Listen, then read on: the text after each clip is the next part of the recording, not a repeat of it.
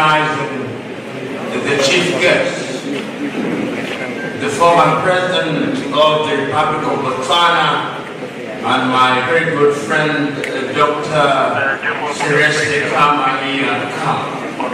Permit me also to recognize my friend, the former Vice President of the Republic of Kenya, the Honorable Stephen Kalonzo Musyoka, to recognize the Governor of my Kweni, Mutula Kilonzo Jr., Mama Mulwa, the chair of the trustees of Lukenya University, the chair of the council, the vice chancellor of the university, the chancellor of the university, the pro-chancellor, my good friend Dr. Heda, the academic staff, and permit me also to recognize some of my friends who have traveled far and wide to be present here. Madam Senaid Dimitri, who is a big business person in Ethiopia, has traveled to be with us here. My good friend Nurdin Kajuma from the United Republic of Tanzania, and of course Lak Makel from the Republic of South Sudan. I believe Dr. Wanjiku Ndungu is also here, one of the major proprietors, and Ray Nyamwea. Your Excellency, exactly 2 years ago, we were present here with my good friend Julius Selo Malema to institute the Pan-African Institute. And perhaps wisdom demands that the historical context is established. The historical context is that our foundation, the PLO Lumumba Foundation, was debating where to establish the Pan-African Institute, present as we are today in 50 African countries. We had a conversation with Lukenya University and agreed that the Mother Institute be established here. And I can confirm that 2 years later, we are spreading our tentacles. On the 7th day of October this year, we established a child of this institute at the university in Hargeisa, the Unity University. Your Excellency, I will also confirm that on the 15th day of November, we will be establishing the 3rd institute in Lusaka, Zambia. I can also confirm that during that period, we have entered into a memorandum of understanding to establish an institute in Trinidad and Tobago at the University of West Indies. And that next year, we'll also be establishing this institute in Monrovia in Liberia. And we say all these because we recognize that over the years, Pan-Africanism has been romanticized. One may say that Pan-Africanism had been reduced to sloganeering, but we refuse to believe that the purport and import of Pan-Africanism was merely to sloganeer. And that is why we strive to give content to Pan-Africanism. Your Excellency, we want to know that under the aegis of this institute, we are touching young people in the continent of Africa. In Kumasi, in Ghana, early this year, we established at Obuasi High School an Innovation and Invention Center.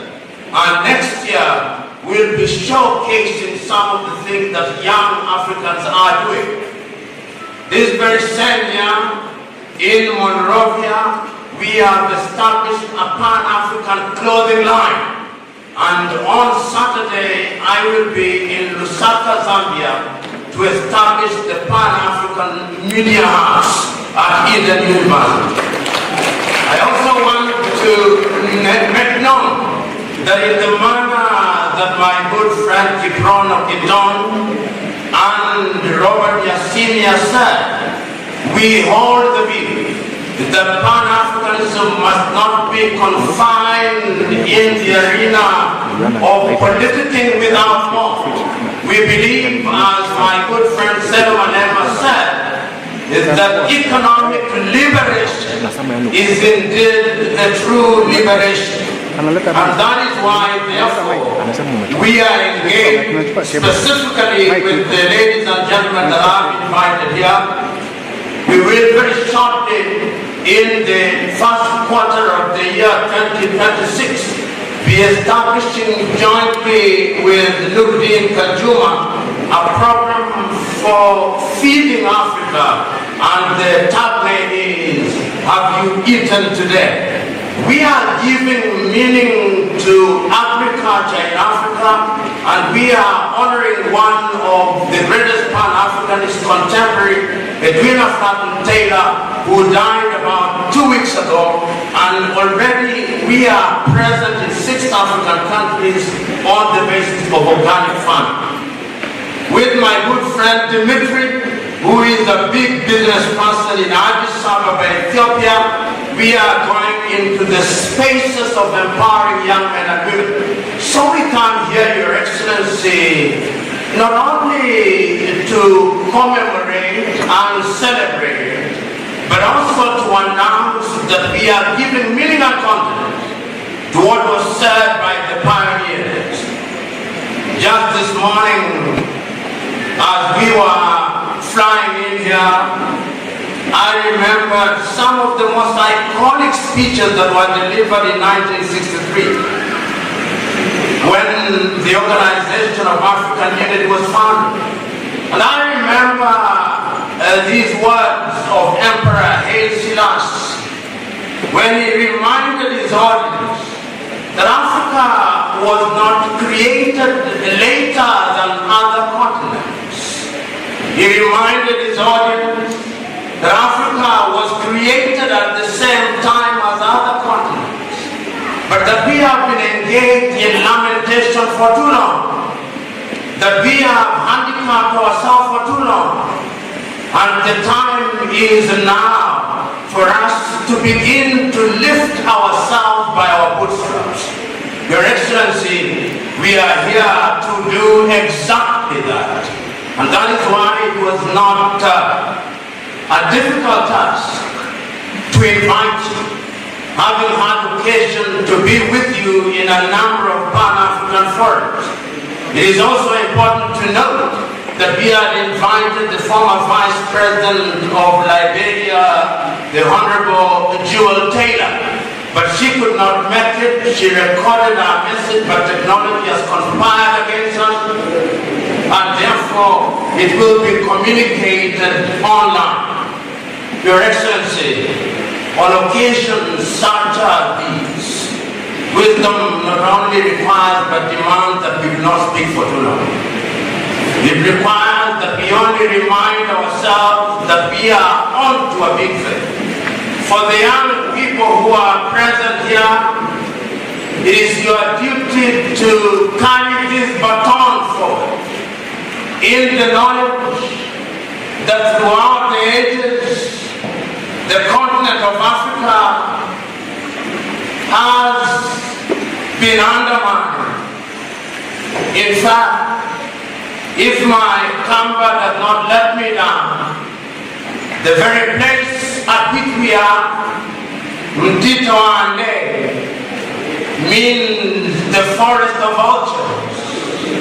And this is a place where during slavery, the bodies of Africans were eaten by vultures.